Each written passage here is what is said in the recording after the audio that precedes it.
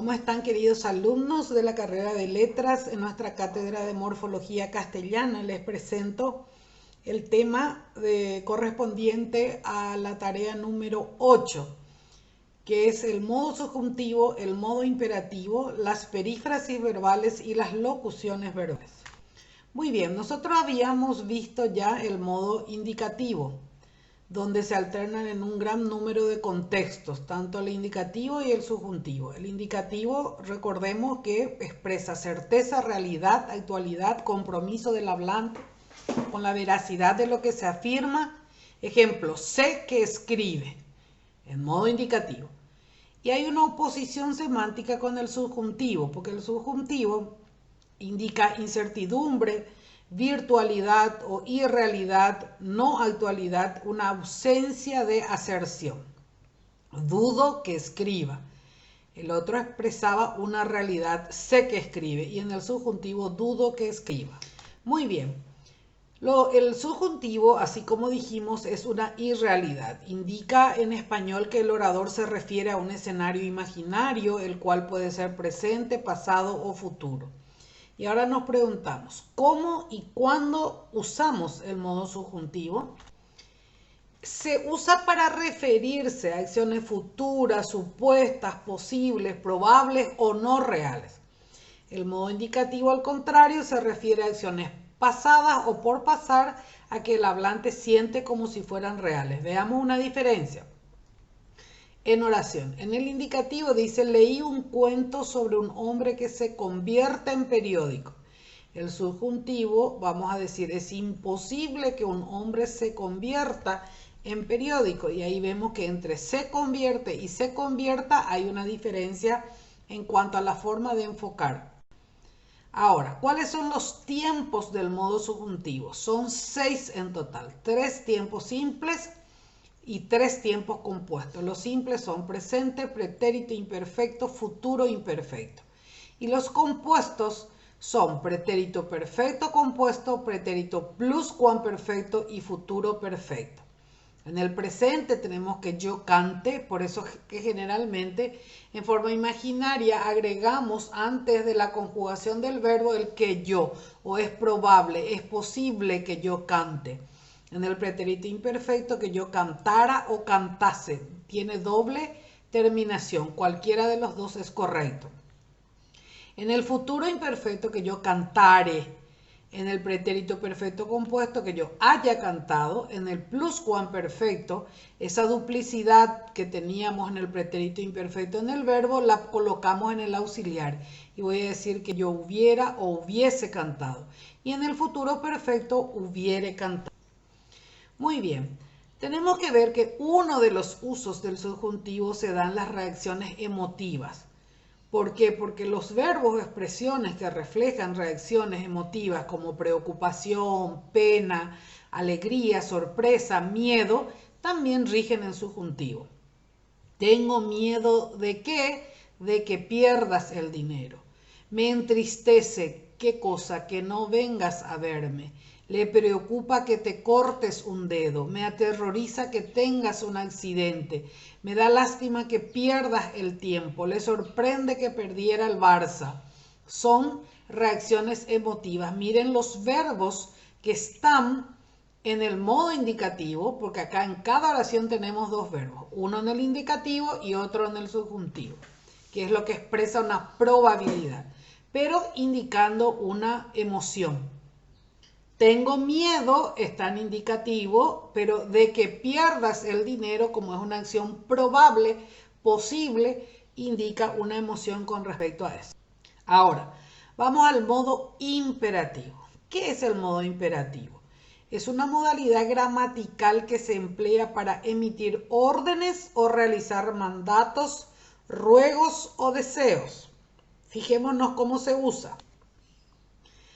Las características son estas. Las órdenes solo pueden manifestarse cuando emisor y receptor coinciden en tiempo presente.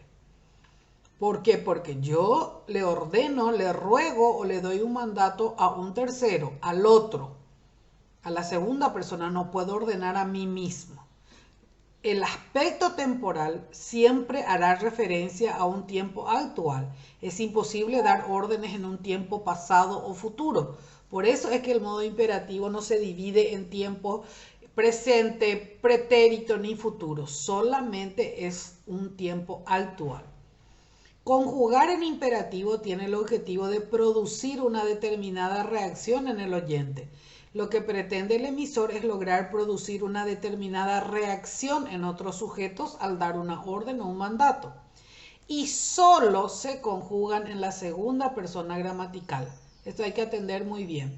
En la segunda persona del singular, que es tú o vos, como nosotros decimos, o usted a una persona extraña. Y el plural, que es vosotros, ustedes. ¿Cómo utilizamos en el imperativo? Miren acá. Dice, si yo quiero recomendar y aconsejar, voy a decir camina durante 30 minutos. Ahí está el verbo en el modo imperativo. Dar instrucciones. Lave bien las manzanas, después córtelas en 4 trozos y métalas en el horno. Los verbos están en imperativo. Si yo voy a ordenar, lávate las manos y pon la mesa.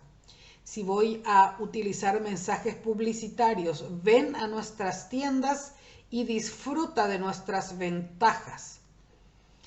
Si voy a conceder un permiso, voy a decir, ¿puedo pasar ante una pregunta? Y yo contesto, sí, pasa, adelante.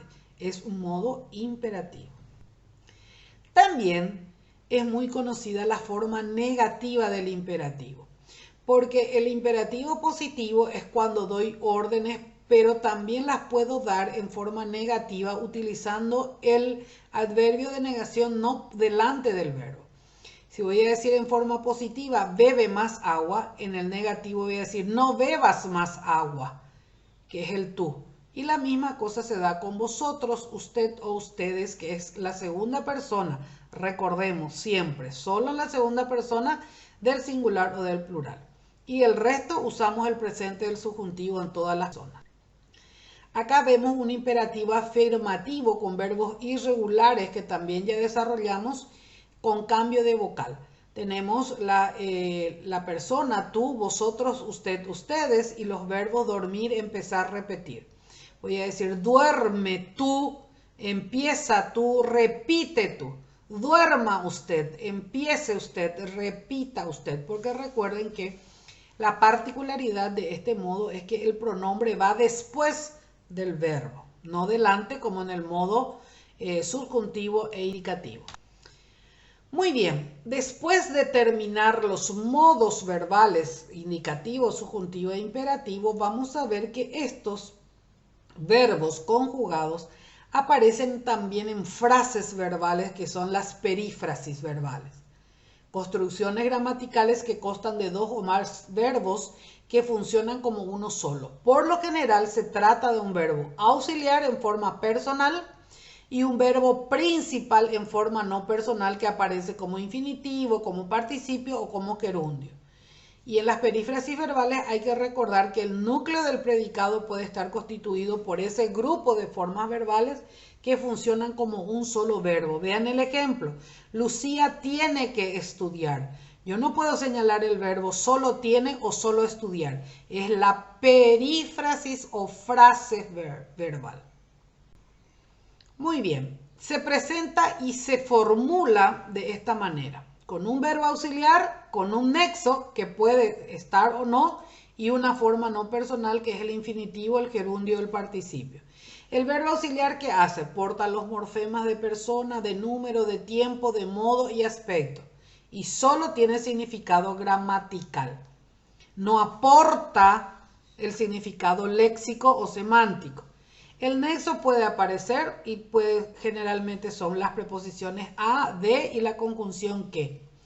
Y la forma no personal que va después, que es la palabra que tiene el significado de lo que el verbo quiere decir.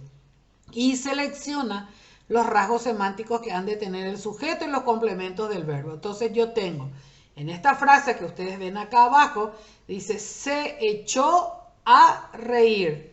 Tengo que estudiar. En estos dos primeros casos aparecen los nexos. o si digo directamente han podido jugar. En este caso tengo un verbo compuesto más el infinitivo y ya no aparece el negativo. Este es el cuadro sinóptico completo de las perífrasis verbales, que ya viene la definición ahí arriba en el primer cuadro. Y los tipos de perífrasis verbales son modales o de modo, que expresan la actitud del hablante, y las aspectuales, que están relacionadas con el aspecto verbal. Por eso se llaman aspectuales. ¿Qué hacen? Aportan informaciones sobre el desarrollo interno de la acción. Entonces, tenemos 6 clases de perífrasis verbales. 2 son modales y 4 son aspectuales. Miren a las modales, que pueden ser de obligación, porque expresan una obligación. Y tengo las formulaciones del auxiliar y del verbo, que está expresado en forma no verbal o no conjugada. Ejemplo, tiene que caminar lento, has de llegar antes, está expresando una obligación. Están los que expresan probabilidad o duda. Deben de ser las 10. Cuando uso el deber de más infinitivo indica probabilidad. En cambio, si uso solo deber más infinitivo indica obligación. Esa es una diferencia fundamental cuando hablamos o cuando escribimos que tenemos que darnos cuenta. Si yo digo el profesor debe venir a tomar el examen, es obligación.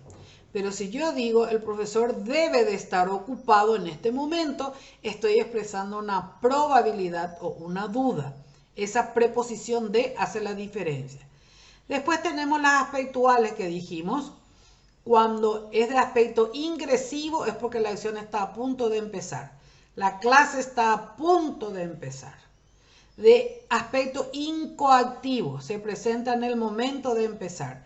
Cuando digo rompió a llorar, se echó a reír, se puso a cantar en el momento que empieza la acción.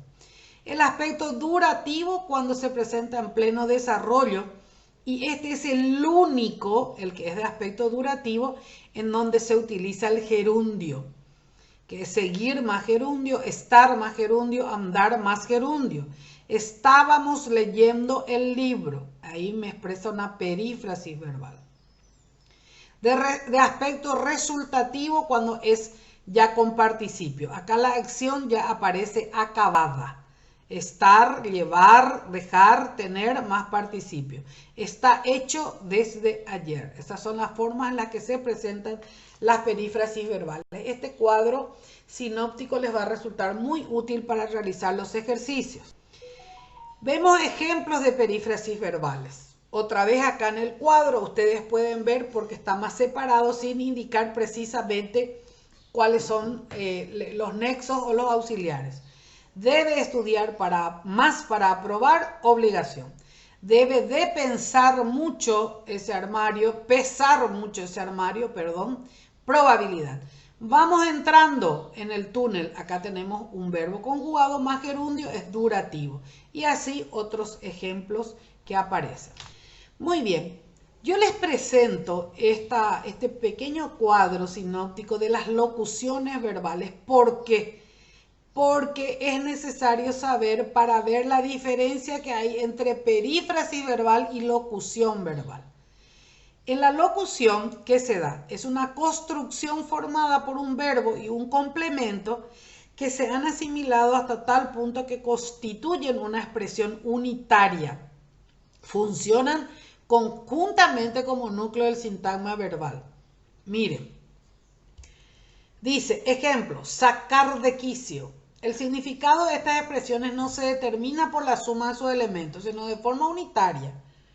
Yo puedo decir, en vez de sacar de quicio, es desquiciar. Dar la nota o hacer el ridículo, poner de vuelta y media, echar de menos, tener en cuenta, echar en cara, dar de lado, son frases ya hechas. De esa manera en que así mismo yo verifico y señalo como un sintagma verbal, que son diferentes a las perífrasis verbales.